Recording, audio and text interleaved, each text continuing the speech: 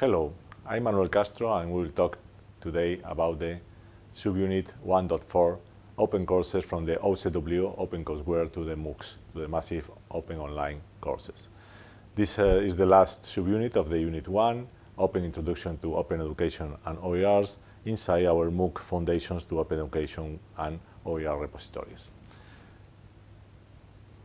We will see today the evolution of the engineering education. We have in the last years the explosion of the engineering education.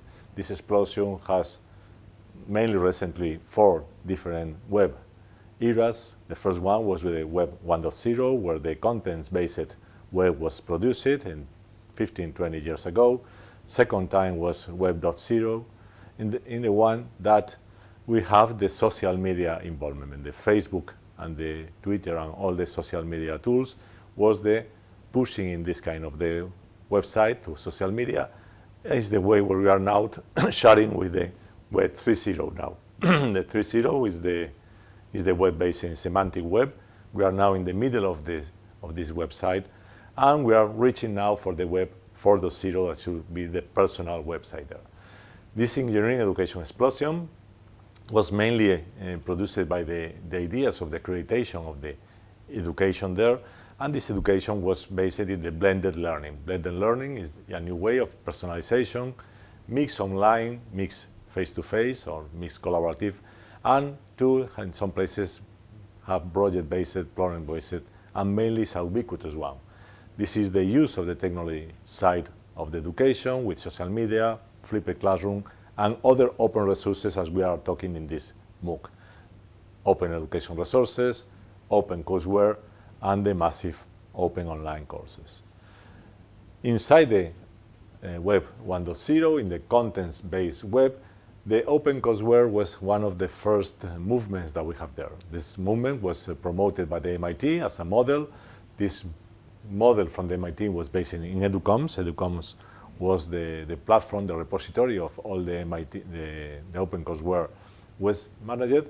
And suddenly, with this first open resources available for all the people, mainly based on the contents of the classes, of the teaching classes MIT has in his universities, we produced the first MIT model. The first MIT model was to have free access to these contents, and the people will like to know more about MIT. They like to know how they manage, how they evolve. They see the high quality of the presentations, and they like to see more things regarding this kind of visibility of the institution. Later, there was some different models based in Open Courseware. For example, the Open UK, the Open University in United Kingdom. They have a different model. They put all the open contents and the open information available freely for the people in the world, but mainly regarding some agreements they have from the Open UK Board of Management, from the UK Ministry of Education, and from the European Union. They finance the way that they will open all the models from the Open UK. We have different models too in Spain. For example, Universia model, there was a mix of several universities in Spain and all the Latin America, around 400 universities, and they managed an industry-based one, in this case with the Banco Santander support. They manage some kind of openness to this kind of new model there. And we have in my university the UNED model. There was an idea to have a more visibility and a more free access to all the people there. Which is the teacher motivation on this evolution? The first one was the evolution of communications. Every day, this is a lot of new communication tools, I still told you, the social media and learning, like Facebook, Twitter, Dropbox, all the use of the different social media resources we have are using for the students, using the communication tools for the students. The third leg that we have for this motivation is the mobility and ubiquity that we have now for the teaching and learning. You can learn in every place, in every moment, when you have some time in the subway, in the metro, in the car, you can hear in all the podcasts, you can do this kind of learning things in any moment. And there is a lot of collaboration environments new. For example, the Khan Academy to have the video-based information mainly for high school and secondary school students for mathematics or for physics or chemistry. They try to gain the access they need for solve the problems there. And of course, we have the evolution of the standards. We have the first standard we have was the learning object. Learning object is the minimum amount of information that have a learning contents and learning way to do by itself. And this is really related to metadata. That is another way of standards there. Web 2.0 was the next education side there. Some really high level like the Khan Academy that I told before, or the Open Study. There are new platforms that development having the peer-to-peer university working there.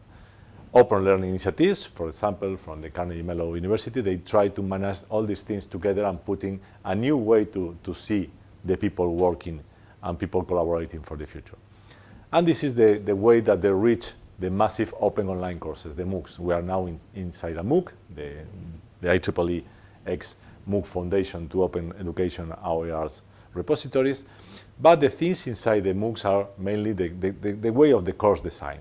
This is always based in the video paradigm, evaluation, contents.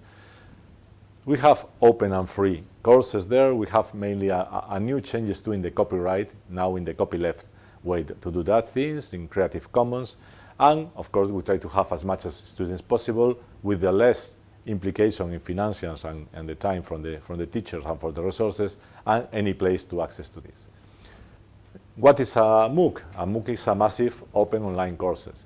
But a MOOC can be massive or not. For example, we can have the same teaching that we are having now, the same videos, using in a SPOOC. A SPOOC is a small private online course, when we can have a reduced people in some place, but we can have the same videos trying to do the same effect in the educational activities there. A MOOC always used to be open or not open. Open not in the sense of free. Some MOOCs are free, some other not. But the openness is different from free. Normally, an open way is when you have no prerequisites for the people to start to do the courses. Sometimes you need some prerequisites, but in the general part of the MOOCs, it's preferable that don't have it. Normally, the MOOCs are online. 99% of the MOOCs are online always, and the last part of the courses or the MOOCs are the courses. A course should be really instructional, designed to have a really good course and to have a clear idea of education there. We have several actors in this area of the MOOCs, Udacity, MITx, all the things from Stanford, Coursera. Now we have a lot of people that was interested. The courses organization normally is depending by the way we are trying to develop the MOOC. Normally we choose a curriculum. There should be a high interest for students, trying to have a lot of people interested in this one. We have a lot of teaching work in educational organization. We have to record materials that we are doing now. And of course, we have to put activities on tutoring, collaboration, assessment, and evaluation, and to select the best platform. There is a lot of roles and implications. The teaching staff, that is the people that we have to put all the courses and all the contents inside it, the materials, videos, academic organization. We have to put some collaborative activities. Sometimes it's only forums, and sometimes should be some kind of Facebook use or Twitter use or something like that. And always we have to be in mind the evaluation. We have to try to have assessment and evaluation of the people. And we have two new figures, two new actors that will have implications in the MOOCs. The animator, that is the person that tries to have more activities inside the social part of the courses, and the curator or the tutor that should have to try to have content curators and the activities inside it. We have several ways to have consortiums of platforms. For example, in Spain, we have Universia with Myriadax. We have some kind of awards inside Spain there. We have working in the certification and work of the teaching staff, visibility. UNED Abierta is other way to have this, and mainly from the States. For example, one of the first one was the MITx. MITx was the first part to try to promote MIT courses inside the MOOC area to this kind of open communication on open community. Now, major part of the work with MITx is inside edX. That is a company they developed, or an institution. Coursera is another one way. Mainly Coursera is a repository of a lot of high-level universities like Princeton, Stanford, and so on there. And these kind of universities put their MOOCs inside the platform that Coursera is managing with all the part of administrative and logistic pleasure. Udacity, for example, is the same one. They have normally teachers that was approached to Udacity to have the best courses for the people, mainly trying to challenge problems and solve problems in the world there. Udemy is another different way there. Udemy try to put any kind of student or expert instructor can have and put his courses inside Udemy, try to attract students, and in this moment they have more than 45,000 courses with the really best experts in the world. edX is one of the more important and knowledge and know consortium that we have now today. edX is mainly developed by the MITx and Harvard, and they develop a new institution like to promote this kind of open access to the best MOOCs in the world. edX has two platforms. One is the edX, is the regular one, is mainly as a private institution, and the other one is Open edX, when you can put any kind of your MOOCs inside Open edX in an open environment, an open platform. IXXX is one of the last institutions that try to put approaches to the MOOCs. IXXX is now under the support of edX, and they like to put some courses, now around 40 courses in this one, trying to put the information inside it. We use in IEEE another collaboration platform that should be IEEE Collaboratech. Finally, UNED, for example, in my university, UNED Abierta, have a marketplace in Spanish for educational resources that should be OCWs, iTunes, multimedia, and so on there. And University, as I told before, is Miriada's platform. They try to put mainly devoted to the COMA. COMA is the Spanish way of the MOOCs. A MOOC is a massive open online courses, and COMA is cursos online masivos y abiertos, mainly devoted for the Latin American environment. What about certifications? When you finish these courses, you can have a certification of this. Normally it's a paying certification. They can have two different levels of certification. One is pure online certification, and in other places they offer to a face-to-face certification with a face-to-face examination, final examination.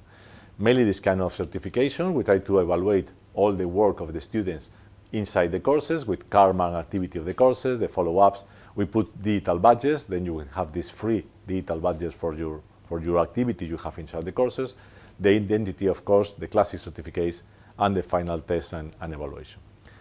These open badges is the way to try to have, of course, the way to incorporate in your curricula, in your future activities, this kind of progress you are doing inside the MOOCs there.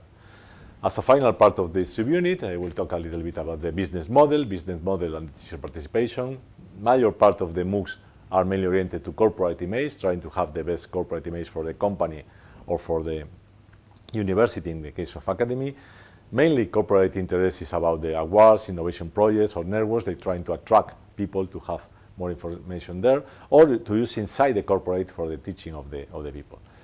This kind of dissemination and public image normally is increasing between this model. Certification and the finance is one of the weak part of the MOOCs, because this is always has a cost, and this is not really a low cost for this kind of things.